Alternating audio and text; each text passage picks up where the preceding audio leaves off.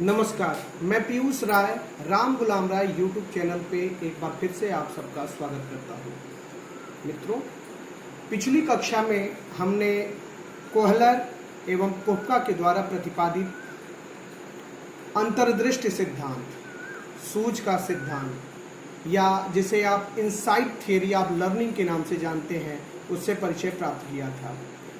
अब वक्त है उसके मुख्य प्रयोगों से रूबरू होने का।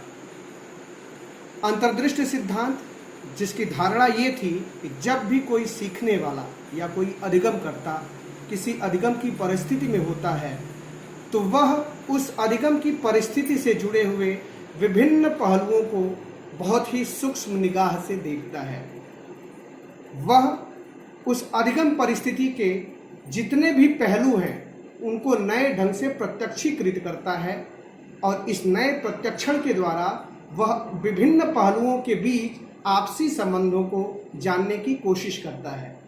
ज्यों ही वह अधिगम करता विभिन्न पहलुओं के आपसी संबंधों से परिचय प्राप्त करता है, उसमें एक सूझ उत्पन्न होती है जिसे आप आहा अनुभव की संज्ञा देते हैं। और ये आहा अनुभव और सूझ एकाएक उत्पन्न होती है और इसकी उत्पत्ति के साथ ही सीखने वाला अपनी समस्या का समाधान कर लेता है तथा अपने लक्ष्य की प्राप्ति कर लेता है। अपने सिद्धांत को प्रयोग के द्वारा पुष्ट करने के लिए कोहलर महोदय ने अनेक प्रयोग किए। उन्होंने वनमानुष पे भी प्रयोग किया, उन्होंने कुत्ते पे भी प्रयोग किया, बंदर पे भी प्रयोग किया और मुर्गियों पे भी अपने प्रयोग किए। लेकिन इनके प्रयोग के पुष्टि के लिए जो इनका वनमानुष पे किया गया प्रयोग था वो सर्वाधिक चर्चित है। यह प्रयोग इन्होंने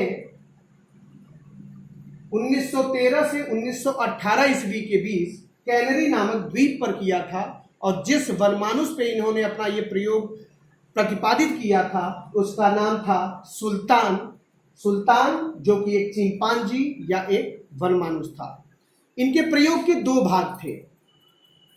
पहला भाग जिसमें उन्होंने छड़ी समस्या पर प्रयोग किया और दूसरे भाग में उन्होंने वाक समस्या पर प्रयोग किया था।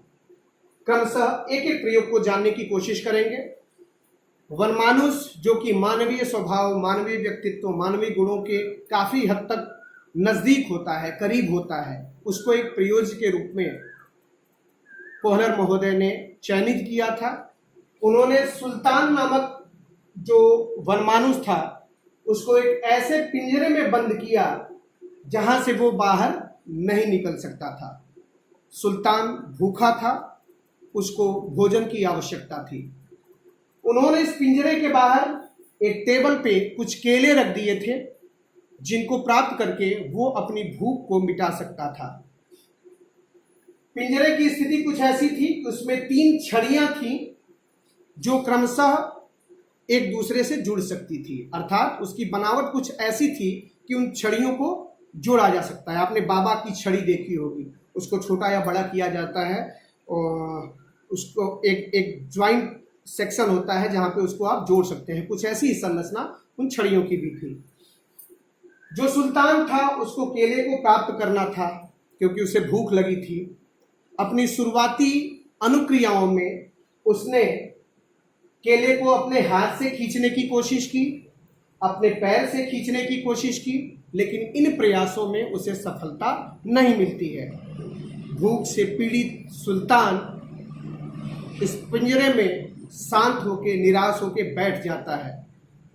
लेकिन इस परिस्थिति में अनेक उद्दीपक हैं, अनेक पहलू हैं इस परिस्थिति के, और वही कुछ पहलू थे इसमें स्थित छड़ियां। बैठा हुआ सुल्तान उन छड़ियों को लेकर खेलने लगता है और इसी खेल में वो देखता है कि 2 छड़ियां एक दूसरे से जुड़ गई। उसकी नजर तीसरी छड़ी पे जाती है और वह तीसरी छड़ी को भी उठाता है और तीसरी छड़ी भी उसमें जुड़ जाती है। इस प्रकार वह उस परिस्थिति में स्थित विभिन्न उद्दीपकों या विभिन्न पहलुओं को नए ढंग से प्रत्यक्षीकृत करता है और उनके आपसी संबंधों को समझ जाता है। कहना न होगा कि सुल्तान में सूझ की उत्पत्ति हो गई थी और वह तुरंत हंसते हुए इस पिंजरे के इस छोर पे आता है और यहाँ से छड़ी को बाहर करके केले को अपने पास खींच लेता है और केले को ग्रहण करके अपनी भूख को मिटा लेता है। अगले प्रयोग में जब फिर से कोहलर महोदय ने सुल्तान को पुनः इसी स्थिति में रखा तो उन्होंने पाया कि सुल्तान जो अनैच्छिक गतिविधियां हैं या अनैच्छिक अनुक्रियाएं हैं उनको नहीं प्रतिपादित करता है, अपितु वह तुरंत उन छड़ियों को उठाता है, एक दूसरे से जोड़ता है और केले को प्राप्त करता है। इस प्रकार उन्होंने निष्कर्ष निकाला कि सुल्तान ने जो केले की प्राप्ति की वह उद्दीपक अनुक्रिया के अनुबंधन से नहीं हुआ, अपितु उसमें एकाएक सूझ की उत्पत्ति हुई, जिससे उसने अपनी समस्या का समाधान प्राप्त किया और अपने लक्ष्य को अपने करीब लाया, उसे पूरा किया। अब बात करते हैं दूसरी समस्या पे। दूसरी समस्या बाघ समस्या पे इनका प्रयोग था। इसमें भी सुल्तान नामक चिंपैंजी ही प्रयोज्य के रूप में उनके साथ था। इस अधिगमकर्ता को उन्होंने एक ऐसे ही पिंजरे में बंद किया था जहां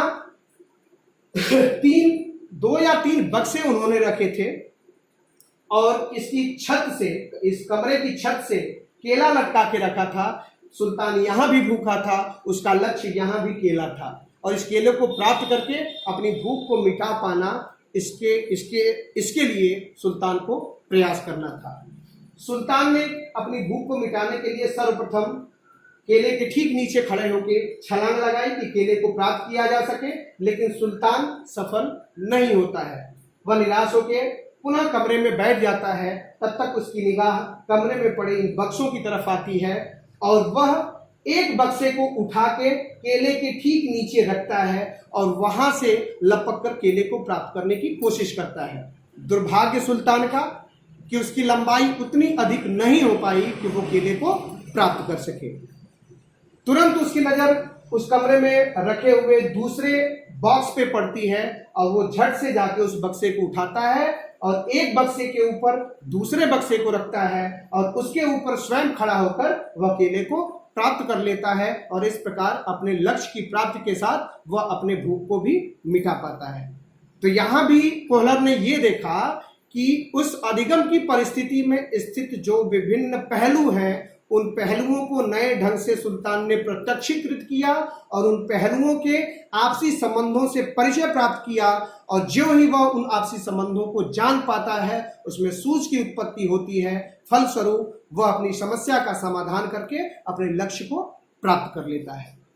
तो इस प्रकार इन दोनों प्रयोगों के द्वारा कोहलर महोदय ने यह बताने की कोशिश की कि व्यक्ति जब विभिन्न अधिगम की परिस्थिति में उपस्थित विभिन्न उद्दीपकों के बीच परस्पर संबंधों का ज्ञान प्राप्त करता है या उस परिस्थिति विशेष में उपस्थित विभिन्न पहलुओं के आपसी संबंधों को नए ढंग से प्रत्यक्षीकृत करके उन्हें समझ पाता है, तभी उसके अंदर सूझ की उत्पत्ति होती है। वही सूझ जो अचानक उत्पन्न होती है, जिसे अनुभव कहा जाता है, जिसे वोल्ट ऑफ लाइट या प्रकाश की किरण कहा जाता है, उसी के द्वारा व्यक्ति अपनी समस्या का समाधान करता है और अधिगम करता है।